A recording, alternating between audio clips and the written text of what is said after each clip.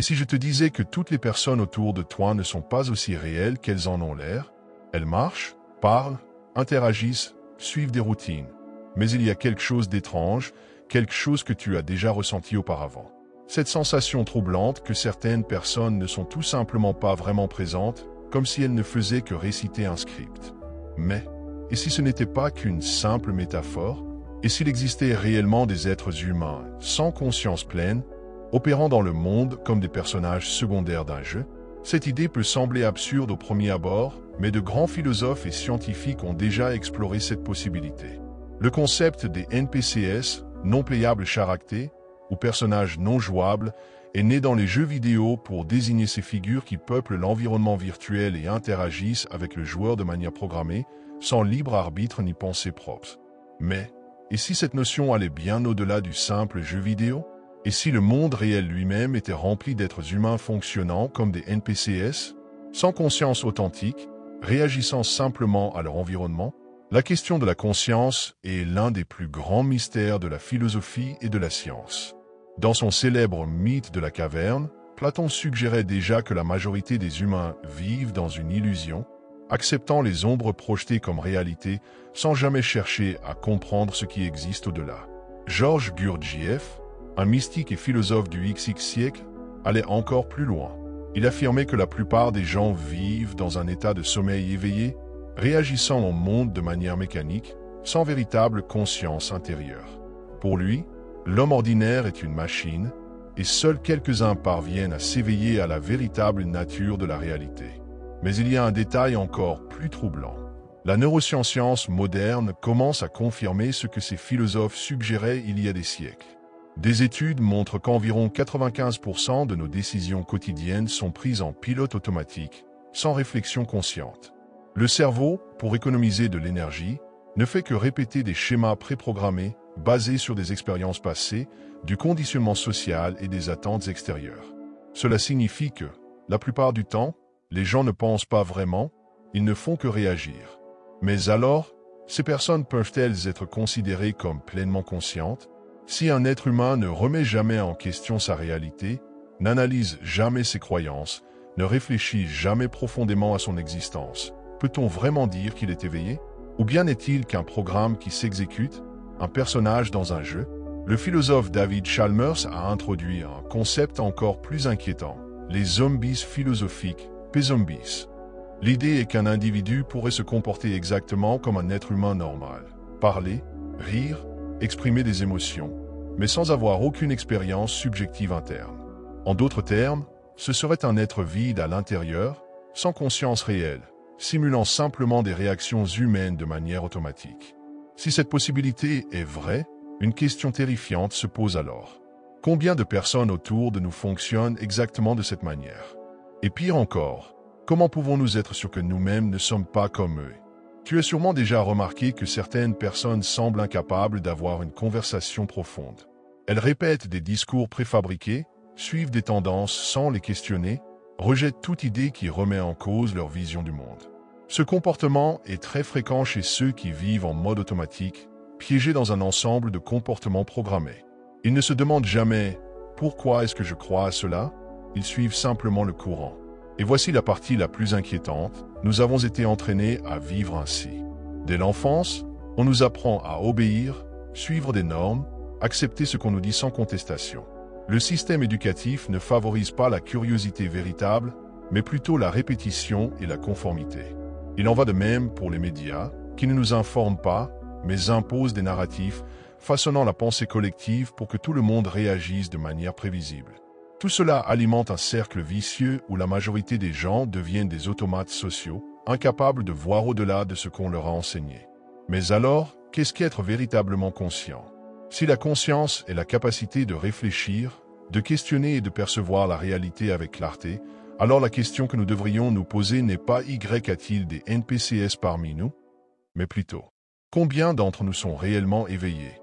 Le monde est rempli de distractions conçues pour nous maintenir endormis, confortablement installés dans l'illusion. La grande majorité suit ce flot sans jamais s'en rendre compte. Mais certains commencent à voir au-delà des ombres de la caverne. Ils perçoivent les schémas, sentent le poids de la manipulation et cherchent quelque chose de plus profond. Alors, qu'est-ce qui différencie un être véritablement conscient d'un NPC? Et surtout, comment être sûr que nous-mêmes ne fonctionnons pas en mode automatique? Tu as sûrement remarqué que certaines personnes semblent simplement réciter un script. Elles réagissent toujours de la même manière, répètent les mêmes phrases préconçues et évitent toute pensée qui sort de l'ordinaire. Ce n'est pas un hasard. Il existe des signes évidents que beaucoup d'entre nous fonctionnent en mode automatique, sans pleine conscience. Comment identifier un NPC dans le monde réel? La réponse est peut-être plus effrayante que tu ne l'imagines. 1. La prévisibilité. Les personnes qui suivent des schémas rigides, sans jamais remettre en question ou modifier leur routine, sont souvent piégées dans un modèle de pensée automatisé. Elles consomment les mêmes contenus, partagent les mêmes opinions et évitent tout ce qui remet en cause leurs croyances. Si quelque chose ne correspond pas à leur programmation, leur réaction est toujours la même: ignorer, nier ou ridiculiser. Et ce n'est pas une analyse consciente, mais un réflexe conditionné. 2. L'absence de pensée critique. Les NPCs ne posent pas de questions profondes sur la vie, le système ou leur propre existence. Lorsqu'ils sont confrontés à des informations contraires à leur vision du monde, ils ne cherchent pas à analyser ou à comprendre. Au lieu de cela, ils répètent des phrases toutes faites. C'est une théorie du complot. On fait confiance à la science. Les choses ont toujours été ainsi. Ils ne réfléchissent pas, ils reproduisent simplement ce qu'ils ont entendu d'autorités ou de figures influentes. La neuroscience a révélé un fait troublant. Une grande partie de la population ne possède pas de dialogue intérieur actif. Cela signifie que de nombreuses personnes n'ont pas un flux de pensée continu, n'analysent pas les situations, ne remettent pas en question leurs croyances, ne réfléchissent tout simplement pas. Des études montrent que l'activité du cortex préfrontal, responsable de la pensée complexe, est nettement plus faible chez les individus qui n'exercent pas l'introspection. Autrement dit, certaines personnes sont biologiquement plus enclines à fonctionner en pilote automatique.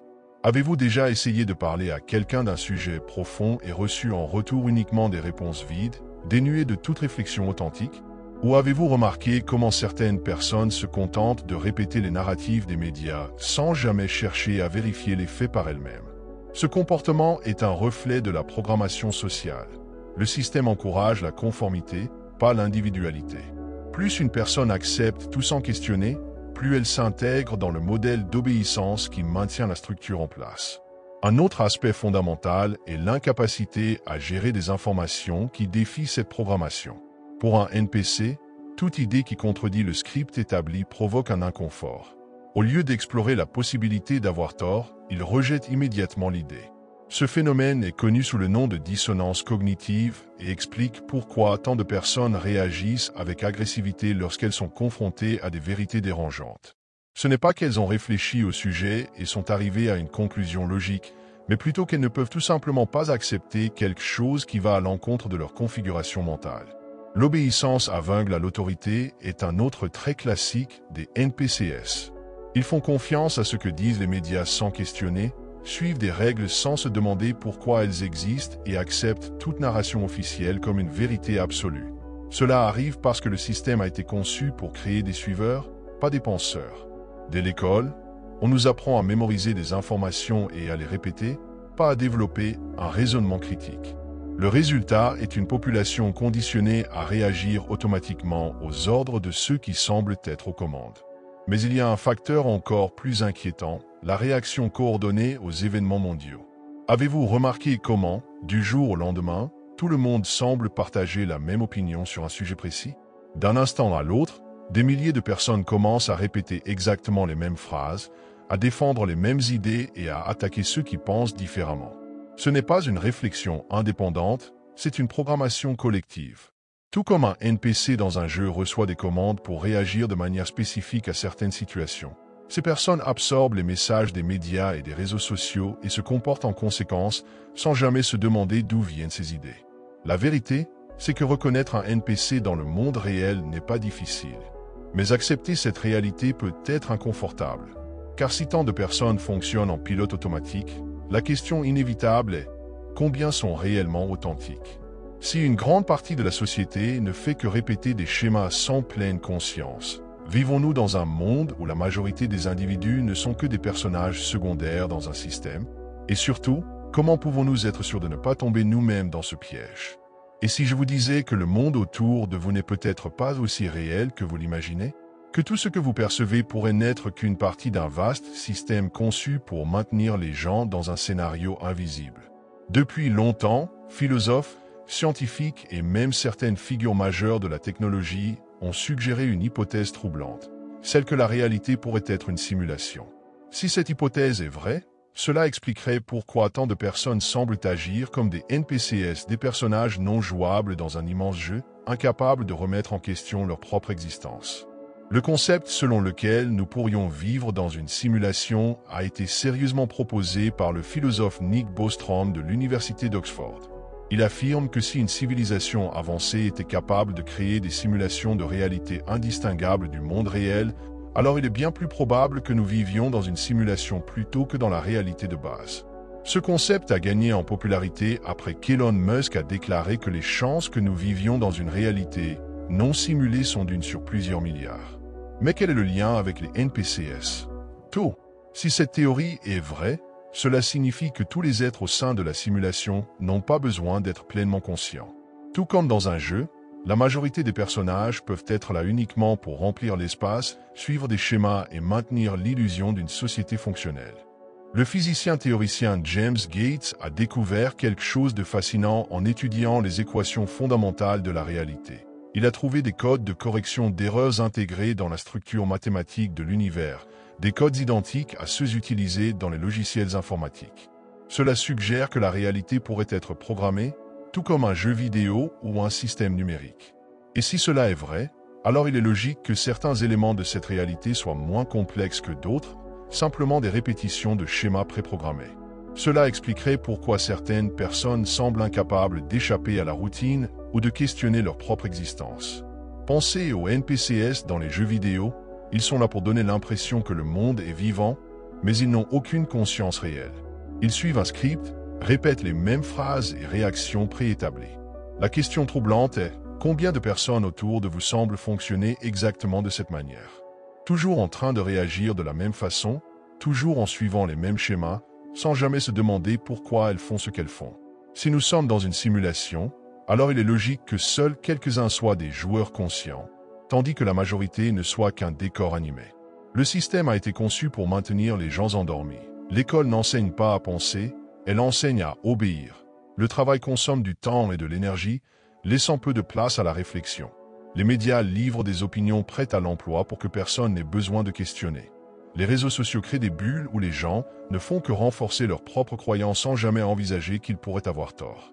Tout a été fait pour que personne ne se réveille. Et ceux qui tentent de sortir de ce schéma sont immédiatement ridiculisés, réduits au silence ou rejetés par la société elle-même. Mais si tout cela est vrai, alors voici la question la plus importante. Qui contrôle la simulation? Si le monde est un immense jeu et que la majorité des gens sont des NPCs, alors qui tient la manette? Qui profite de l'ignorance collective? Qui tire avantage d'un monde où la plupart vivent en pilote automatique? Cela peut mener à d'innombrables théories, allant de forces occultes manipulant l'humanité à la possibilité que nous soyons simplement une expérience menée par une intelligence supérieure. Et si tel est le cas, une autre question se pose. Existe-t-il un moyen d'échapper à ce système? Si la réalité est une simulation et que la plupart des gens sont des NPCs programmés pour maintenir l'ordre établi, alors ceux qui s'éveillent sont ceux qui ont perçu la vérité. Mais se réveiller ne suffit pas. Le système est conçu pour vous ramener en arrière. Il utilise des distractions, des peurs, des obligations et même d'autres personnes autour de vous pour vous empêcher de sortir du chemin programmé. Avez-vous déjà ressenti que, chaque fois que vous commencez à remettre en question quelque chose de profond, un événement survient pour vous ramener à la routine? Ce n'est pas une coïncidence. C'est un mécanisme du système lui-même. La grande question, pouvez-vous vraiment vous en échapper? Ou êtes-vous simplement convaincu d'être un joueur alors que vous suivez encore un script préétabli? Si tout ce que nous avons abordé jusqu'à présent est vrai, alors il y a une question qu'on ne peut pas ignorer. Y a-t-il une issue? Si la majorité des gens autour de vous sont coincés dans des schémas automatiques, vivant comme des NPCs dans un système conçu pour les maintenir ainsi, comment quelqu'un peut-il réellement s'éveiller? Et plus important encore, comment éviter d'être ramené à la programmation initiale? Le premier pas pour s'échapper est de comprendre que le système ne veut pas que vous vous réveilliez. Tout autour de vous a été structuré pour vous garder distrait, réagissant au lieu de penser, consommant au lieu de créer. Le divertissement est addictif. Les réseaux sociaux transforment votre cerveau en un terrain de récompense instantanée. Les médias contrôlent quelles informations sont acceptables et lesquelles doivent être rejetées sans questionnement. Depuis votre naissance, tout a été conçu pour que vous acceptiez la réalité telle qu'elle est présentée sans jamais chercher à la modifier. Si vous doutez de cela, essayez de vous rappeler combien de fois une idée nouvelle vous a mis si mal à l'aise que vous l'avez rejetée avant même de l'analyser. Ce n'est pas une erreur de votre esprit. C'est un reflet du conditionnement que vous avez subi. Briser ce cycle exige un changement radical dans votre perception du monde. Première étape, questionnez tout. Pas seulement ce qui est enseigné à l'école ou diffusé dans les médias, mais aussi vos propres pensées et croyances. Pourquoi pensez-vous comme vous pensez? D'où viennent vos opinions? Les avez-vous réellement construites ou les avez-vous absorbées sans le réaliser? Les NPCS ne se posent pas ces questions. Ils avancent simplement, réagissant comme prévu. Vous ne devez pas commettre cette erreur. Mais seulement questionner ne suffit pas.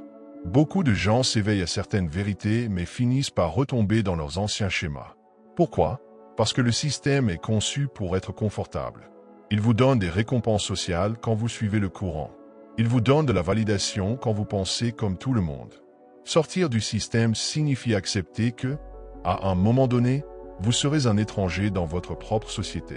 Avez-vous remarqué comment ceux qui questionnent la version officielle sont immédiatement ridiculisés? Peu importe qu'ils aient des arguments solides ou des faits concrets, le simple fait de défier la programmation suffit à les exclure. Ce n'est pas un hasard. Le peur d'être rejeté maintient la majorité des gens à l'intérieur du script. Et c'est précisément pour cette raison que si peu de personnes parviennent à s'échapper. Le système n'a pas besoin de vous enfermer physiquement. Il suffit de s'assurer que vous avez peur de la liberté. La véritable prison n'est pas faite de barreaux visibles, mais de limites placées dans votre esprit sans que vous ne vous en rendiez compte. Peur de l'échec, peur d'être jugé, peur de penser différemment. Ces peurs ne sont pas naturelles. Elles ont été implantées pour vous garder sur le chemin attendu. Comment sortir du cycle? Prenez le contrôle total de votre propre esprit. Chaque fois que vous ressentez une réaction automatique, arrêtez-vous et demandez-vous: cette réponse vient-elle vraiment de moi ou du système? Chaque fois que vous ressentez de la colère face à une opinion contraire, demandez-vous: pourquoi est-ce que je réagis ainsi? Ai-je vraiment analysé cette idée ou ai-je été conditionné à la rejeter immédiatement? Les réponses à ces questions peuvent être troublantes, mais elles sont le début de votre libération. L'autre étape essentielle, briser les schémas. Les NPCS vivent en boucle. Ils suivent une routine prévisible, pensent toujours de la même manière, consomment toujours les mêmes contenus, fréquentent toujours les mêmes lieux. Si vous voulez vous échapper, vous devez devenir imprévisible. Changez votre routine. Explorer des idées qui défient votre vision du monde. Évitez les bulles où tout le monde pense comme vous. Le monde a été programmé pour vous maintenir sur des rails. Plus vous en sortez tôt, plus vous serez libre. Mais il y a un dernier secret que peu comprennent. S'éveiller n'est pas la fin du chemin. C'est seulement le commencement. Le système ne disparaît pas simplement parce que vous avez compris qu'il existe. Il continue de fonctionner autour de vous, cherchant à vous ramener à l'intérieur. La seule façon d'échapper véritablement est d'agir. Appliquer ce savoir dans la vie réelle. Prendre des décisions qui vous éloignent du contrôle du système. Créer au lieu de consommer. Penser au lieu de réagir. Chercher l'autonomie au lieu de la dépendance. Mais voici la vérité. La majorité des gens n'y arrivera jamais. Non pas parce qu'ils en sont incapables, mais parce qu'ils ne le veulent pas. Il est plus confortable d'être un NPC. Suivre le script. Vivre sans se poser de questions. Mais si vous êtes arrivé jusqu'ici, alors vous ne pouvez plus faire marche arrière. Vous avez vu les failles du code. La vraie question maintenant n'est pas de savoir si les NPCS existent, mais plutôt, que ferez-vous de cette information? Si vous êtes ici, c'est que vous avez déjà franchi un cap. Dans un monde où tant vivent en pilote automatique, questionner sa propre réalité est un acte de courage. Et maintenant, je veux que vous laissiez un signe. Si ce message vous a fait réfléchir, écrivez en commentaire. Je vois au-delà.